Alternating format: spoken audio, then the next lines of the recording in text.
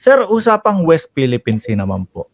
Yes. Ano? Sa mga nangyayari na naisisiwalat nung dating administrasyong Duterte, ano po, Mr. Senator, tanong ko lang po, paano ba talaga nawala ang control ng Pilipinas sa West Philippine Sea? Ito, kasama sa foreign policy shift ng China. Nagsimula pa yan noong 1995 na tipong yung mischief reef, biglang dinapaan nila yon.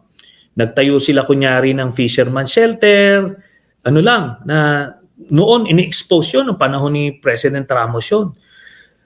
Biglang nung una, fisherman shelter daw, kahit sino daw pwedeng makisilong doon, gumamit na kahit sino mga isda. Tapos after nun, tinayuan na ng mga concrete structures. So kaya nga, ang response ng Pilipinas ni President Erap, sinadsad yung BRP Sierra Madre. Sierra Madre, opo. Oo, nasa Navy pa ako noon. Yun yung sagot ng Pilipinas noon. Kumbaga, itong nangyayari sa West Philippine Sea, kasi yung China, naging aggressive na sila. Nagpapalawak na sila ng kanilang empire.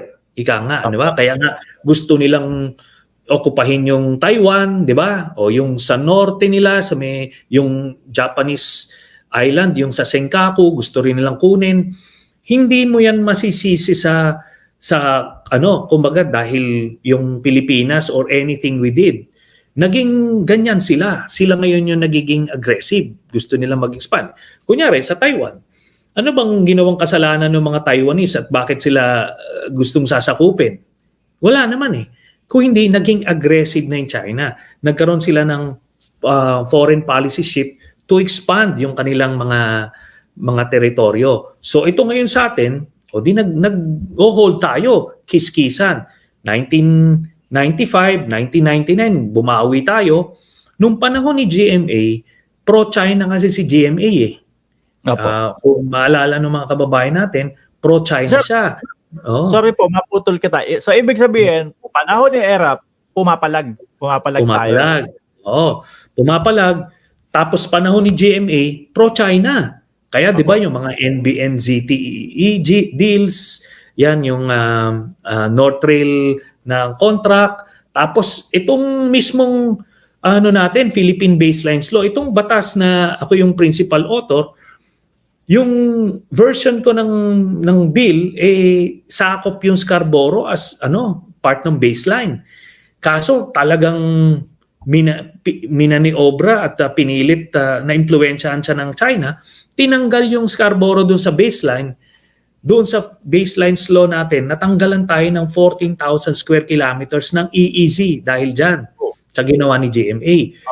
Ang ginawa lang natin, dineclare pa rin natin na regime of islands yung Scarborough Shoal. Kaya yan, isang patibay ko nga yan. Paano ako nagbenta niyan? Ako yung nagpasa ng batas na nagde-declare na atin yung Scarborough at yung ilang isla sa Kalayaan Island Group. Ito lang yung only law na internationally recognized na ipasa natin sa UNCLOS yan. So yun yung tinitindigan natin. Pero still, nakita mo, naniniga na yung China ngayon. Kaya yun ang dahilan kung bakit sila, parang nakikita mo, nag-expand sila.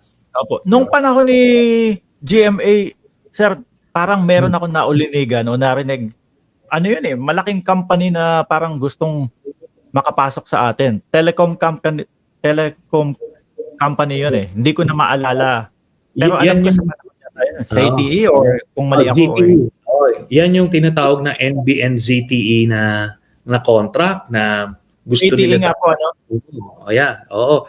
Tapos, nung panahon din ni Gloria na kuha ng ng Chinese company itong Transco, yung NGCP, no? Kaya yung dito sa Pilipinas, yung may mga transmission lines, Chinese company may-ari nun. Nangyari yun ng panahon ni Gloria. So yun, mga panahon na yun, talagang malakihan din yung pinagkakakitaan nun.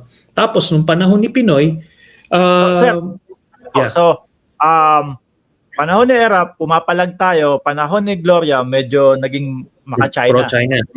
Ito naman po, yung kay dating Pangulong Noynoy Aquino. Bumalik tayo, hindi na ulit nag-pro-China, no? So, kaya tinitindigan. Panahon ni Duterte, nag-pro-China ulit, kaya ang dami, no? Dami nakapasok, pati yung Alice Go na yan, isa yan sa mga bunga ng mga pagiging pro-China ni Duterte. O yung Pogo, ang dami na nakapasok dito sa Pilipinas, no? O tapos ngayon, itong si President Marcos, ano ulit tayo? Bumalik ulit tayo kung ano yung dating foreign policy natin. Simula pa nung panahon ni President Ramos, ganun na yung natin, position. So parang naging siso pala tayo noon, ano sir? Parang Erap, GMA, tapos Pinoy, tapos Duterte. Sa tingin nyo sir, dun sa tawag dito, doon sa dating administrasyon, ano po yung talagang malaking kinalaman nila, no? Kung bakit nahirapan na tayong i-control yung West Philippine Sea. Itong mga secret agreements nga ni Duterte, no?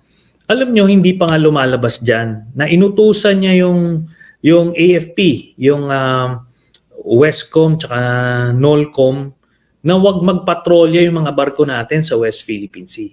Inutos yan, documented yan. So, tapos sinabi niya mismo publicly, di ba? O sa inyo na yung mga isda dyan. Ano ba naman yung mga isda niya? Parang ginanon niya, di ba? Barter daw. Barter daw po. Barter. Palitan. Kapalit, sigarilyo at alak. Alam mo, kunyari, ganun-ganun lang yung hirit niya. Pero maliwanag. Sinisignal niya sa bürokrasya natin, sa AFP in particular, na kaibigan natin yung China. Sige, hayaan nyo lang sila dyan. Parang ganon. Yun yung malaking damage. Kaya ngayon, ang hirap na di ba? Yung ma-recover yung mga nawala nung panahon ni Duterte.